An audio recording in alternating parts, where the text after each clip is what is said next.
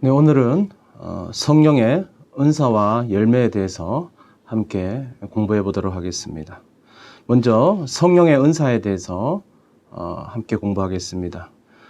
바울 서신에는 여러 곳에서 성령의 은사에 대해서 언급하고 있습니다. 대표적으로 고린도전서 12장에 나와 있고요. 로마서 12장, 또 에베소서 4장 등에서 이 성령의 다양한 은사들에 대해서 말씀하고 있습니다. 바울 서신에 나타난 이 성령의 은사들을 종합해 보면 특히 고린도전서 12장 4절에서 7절에 기록된 이 중요한 세 가지 단어를 통해서 성령의 은사가 무엇인지를 알 수가 있습니다. 은사는 여러 가지나 성령은 같고, 직분은 여러 가지나 주는 같으며, 또 사역은 여러 가지나 모든 것을 모든 사람 가운데서 이루시는 하나님은 같으니. 이 방금 고린도전서 12장 4절에서 7절에 나와 있는 말씀 가운데서 세 단어를 우리가 주목해서 봐야 합니다.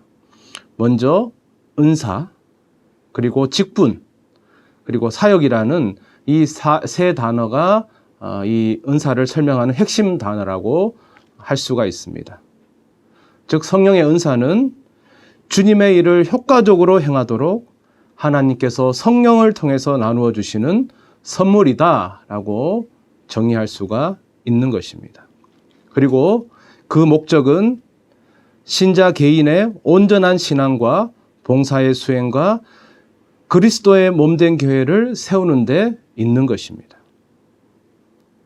중요한 것은요, 성령의 은사는 전적으로 하나님께서 주시는 선물입니다. 하나님의 뜻에 의하여 성령께서 성도들에게 나누어 주시는 것입니다. 각각의 다양한 은사를 주시고, 그리고 그 다양한 은사마다 고유한 기능이 있기 때문에 어느 특정한 은사를 무시하거나 또 어떤 하나만을 귀중하게 여기는 것도 곤란한 태도인 것입니다. 성령의 은사들은 매우 다양한데 대략적으로 보면 크게 세 가지 종류로 분류할 수 있습니다. 첫 번째는 믿을 때부터 일반적으로 주시는 영속적인 은사가 있습니다.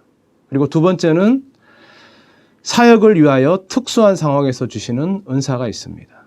그리고 세 번째는 교회의 직분을 맡으면서 주시는 은사로 크게 세 가지 종류로 나눌 수 있습니다. 이 큰 세 가지 분류 안에서 여러 세분화된 다양한 은사들을 우리가 살펴볼 수 있습니다. 먼저 첫 번째, 우리가 믿을 때부터 주시는 은사, 즉 일반적이고 영속적인 은사들에는 다음과 같은 것들이 있습니다. 가르침의 은사가 있고요. 그리고 섬김의 은사, 그리고 다스림의 은사, 권위의 은사, 구제의 은사, 긍휼을 베푸는 은사가 여기에 속한다라고 할 수가 있습니다. 그리고 교회의 직분을 맡으면서 주시는 바로 직분의 은사들도 있는데요. 대표적으로 사도, 선지자, 복음 전하는 자, 목사, 교사로서의 은사가 있는 것입니다. 그리고 또 사역을 위하여 특수한 상황에서 주시는 은사가 있는데요. 이것은 일시적이고 특수한 은사입니다. 지식의 말씀의 은사가 있고요. 지혜의 말씀의 은사, 영분별의 은사, 방언의 은사, 방언 통역의 은사, 예언의 은사, 믿음의 은사, 병 고치는 은사, 능력 행함의 은사가 바로 여기에 해당되는 은사라고 할 수 있습니다. 성경에 나타난 은사의 종류들은 이렇게 너무나 다양한 종류가 있기 때문에 제가 여기서 일일이 설명해 드릴 수는 없지만, 한 가지 확실한 것은 이 다양한 은사를 하나님이 원하시는 방법으로, 그리고 성경에서 말씀하시는 은사로 잘 활용하는 것이 바로 우리에게 은사를 주신 하나님의 뜻에 부합하다라고 말씀드릴 수 있습니다. 그러면 여기서 은사에 대해서 공부하면서 저와 여러분이 정말로 중요하게 봐야 될 것은, 저와 여러분이 이렇게 다양한 종류로 받은 이 은사를 어떻게 하나님이 원하시고 성경이 말씀하시는 방법으로 잘 활용해야 되는지 은사 활용의 원칙을 보시는 것이 이 은사 부분에서 가장 중요한 내용이라고 할 수 있습니다. 이 은사를 잘 활용하기 위한 첫 번째 원칙이 뭐냐 하면 어느 한 은사에 치우치지 말고 균형적인 가치를 유지해야 한다는 것입니다. 그리고 두 번째 은사 활용의 원칙은 덕을 세워야 한다는 것입니다. 그리고 세 번째는 지혜를 가져야 합니다. 그리고 네 번째는 은사를 가질수록 자제할 줄도 알아야 되는 것입니다. 그리고 다섯 번째는 이 은사를 통해서 교회 질서를 어지럽히면 안 된다는 것입니다. 그리고 여섯 번째는 가르침을 따라야 된다는 것입니다. 그리고 일곱 번째는 이 모든 은사는 사랑의 원리로 해야 한다는 것입니다. 이것이 바로 은사 활용의 중요한 원칙인 것입니다.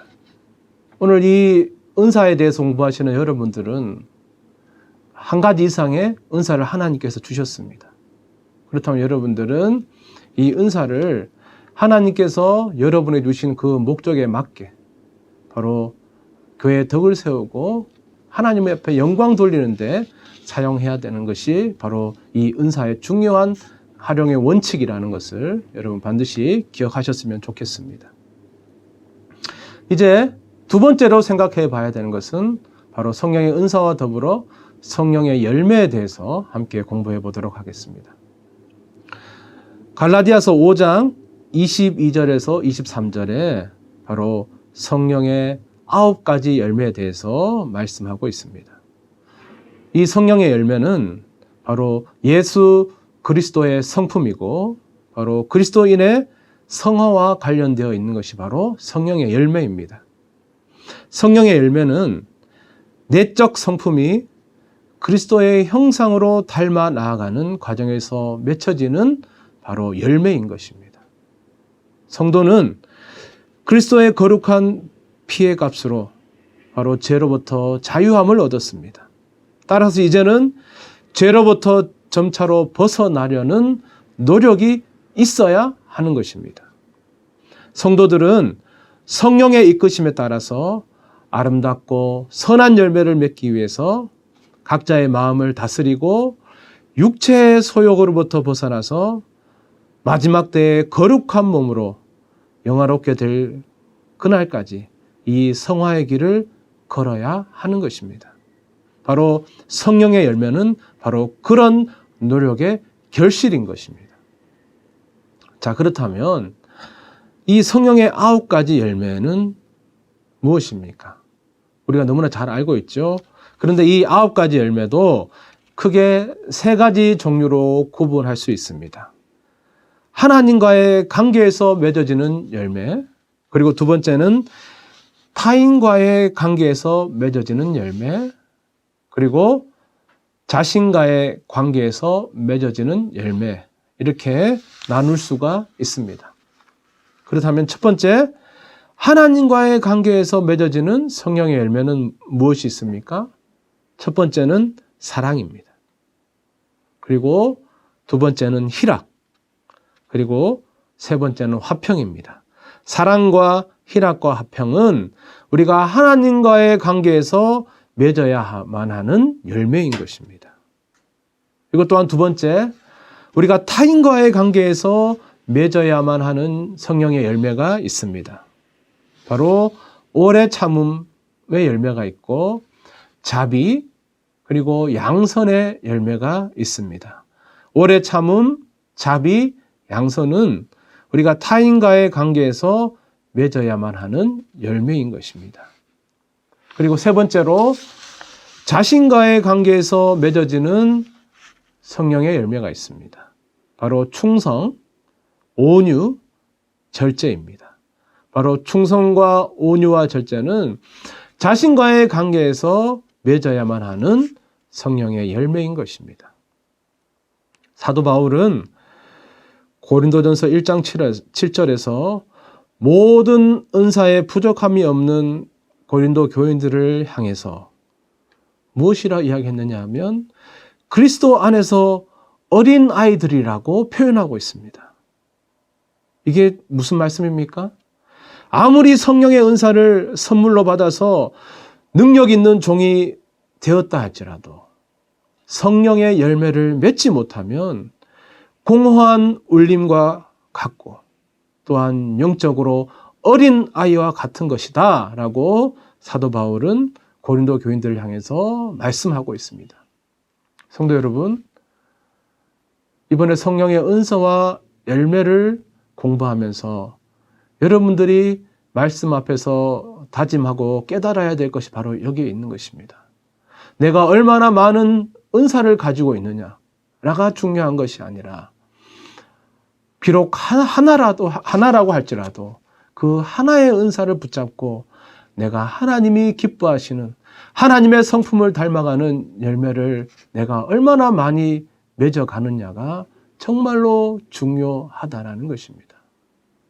여러분, 성령의 은사는 하나님께서 일방적으로 우리에게 주셨기 때문에 자랑할 것이 못 되지만 바로 이 땅에서 우리가 하나님의 형상을 닮아가기 위해서 힘쓰고 애쓰고 노력하는 이 성령의 열매야말로 우리가 하나님 앞에 섰을 때 우리가 하나님 앞에 드릴 수 있는 아름다운 열매다라는 것을 기억하시고 이 하나님께서 말씀하시는 이 성령의 9가지 열매를 하나님 나라 가는 그날까지 하나씩 맺어가기를 애쓰고 힘쓰시는 그런 성도 여러분 되셨으면 좋겠습니다. 감사합니다.